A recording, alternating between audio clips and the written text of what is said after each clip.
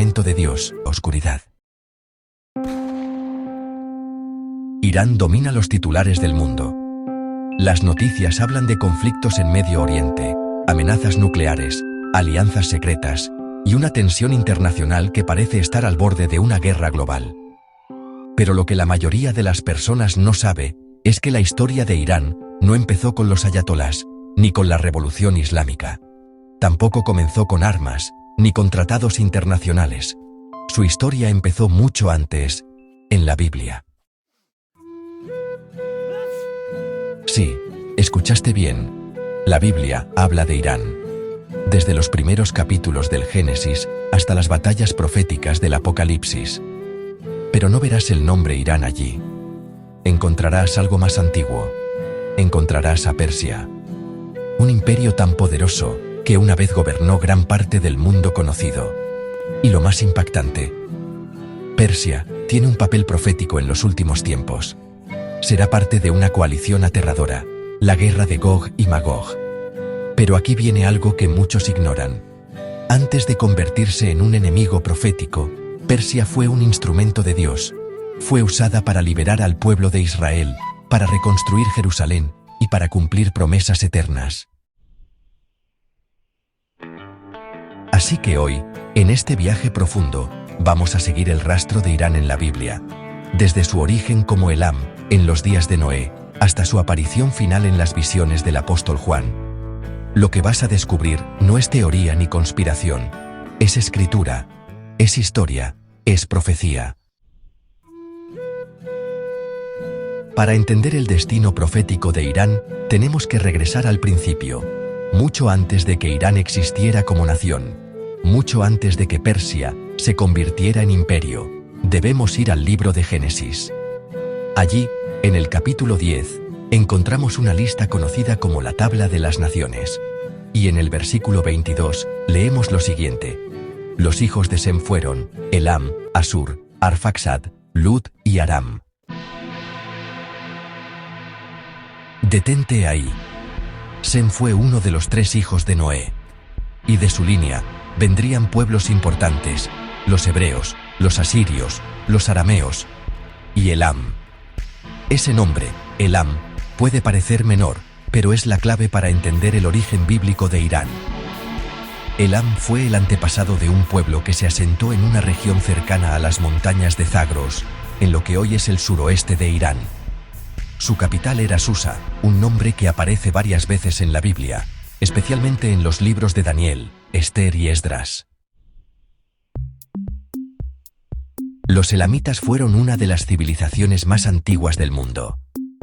Tuvieron su propia lengua, su religión, su reino y una cultura fuerte. Aunque muchas veces fueron eclipsados por Babilonia o Asiria, los elamitas nunca desaparecieron a los ojos de Dios. Y eso es importante, porque en la Biblia nada está puesto por casualidad. Ahora avancemos rápidamente a Génesis 14, versículo 1. Allí encontramos uno de los primeros relatos de guerra en toda la Biblia. Y adivina quién aparece como protagonista. Elam.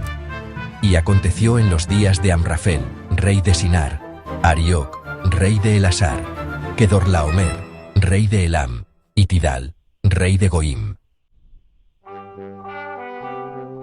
Elam ya no es solo una región antigua, es una potencia militar.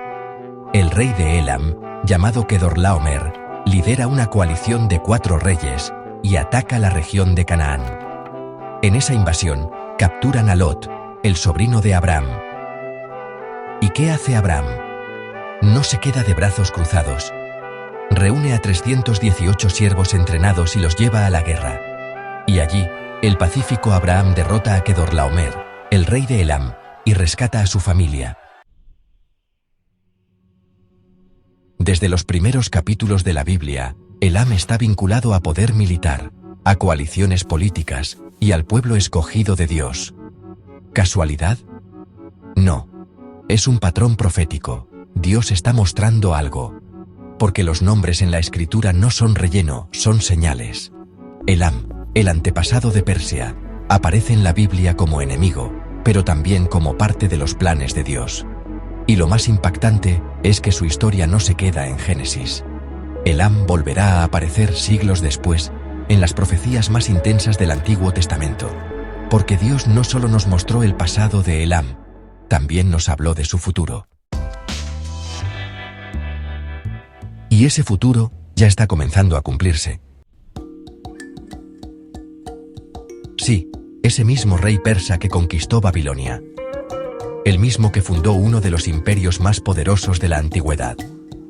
Pero lo más sorprendente no fue su poder político. Fue que su nombre ya estaba escrito en la Biblia.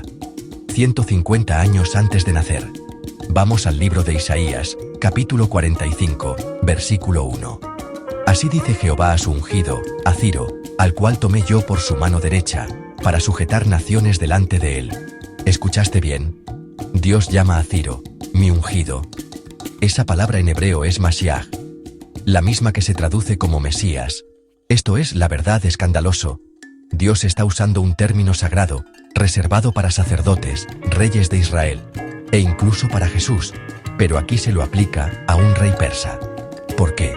Porque Dios lo iba a usar para cumplir un propósito profético. Los judíos habían sido llevados cautivos a Babilonia por Nabucodonosor. Jerusalén había sido destruida, el templo quemado, y parecía que todo había terminado.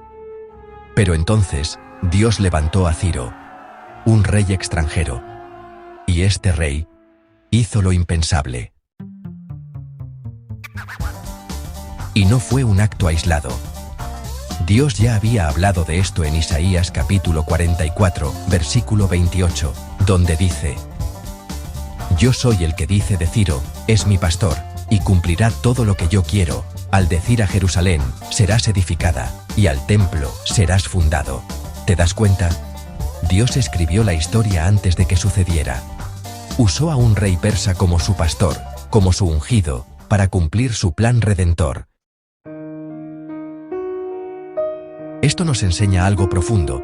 Dios puede usar a quien Él quiera, incluso a un rey pagano, incluso a una nación extranjera, incluso a Irán, porque en los días de Ciro, Persia fue instrumento de redención, fue una nación amiga de Israel, y no por casualidad, sino porque el Dios de la historia ya había escrito ese guión.